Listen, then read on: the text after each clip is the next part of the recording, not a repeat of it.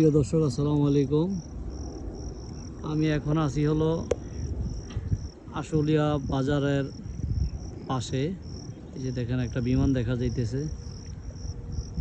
এটা হলো এই যে তুরাগ নদী। এই যে তুরাগ নদী, আমি আছি এই যে আশুলিয়া, এই যে ব্রিজ, এই যে আশুলিয়া ব্রিজ, এই যে আশুলিয়া ব্রিজ দেখা যায় অনেক গাড়ি জ্যাম লাগছে।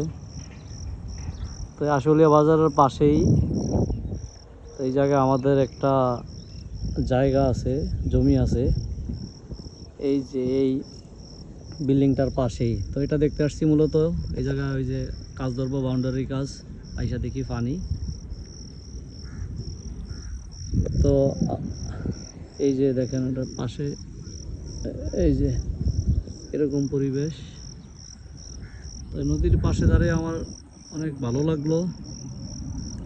এই যে দেখেন কি পরিমাণ যে নদীতে, তুরাগ নদীতে মাছ, এটা আসলে সরাসরি না দেখলে বিলিভ করতে পারবেন না। দেখেন দেখা যায় কিনা, অনেক কতক্ষণ পর পর উপরে উঠা পিচগুলো মুখ দেয় উপরে, বা লেজা দিয়া ওই যে বাড়ি দেয়, দেখা যাইতেছে না।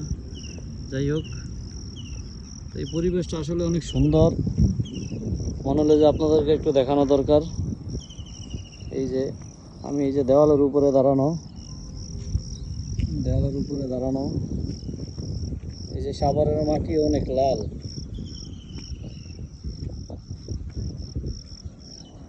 আর পরিবেশটা অনেক ভালো লাগতেছে। অনেকদিন পরে নদীর পাড়ে আসছি, মেবি এই কারণে।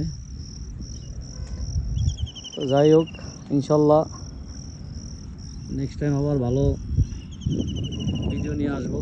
আপনারা সবাই আমার জন্য দোয়া করবেন।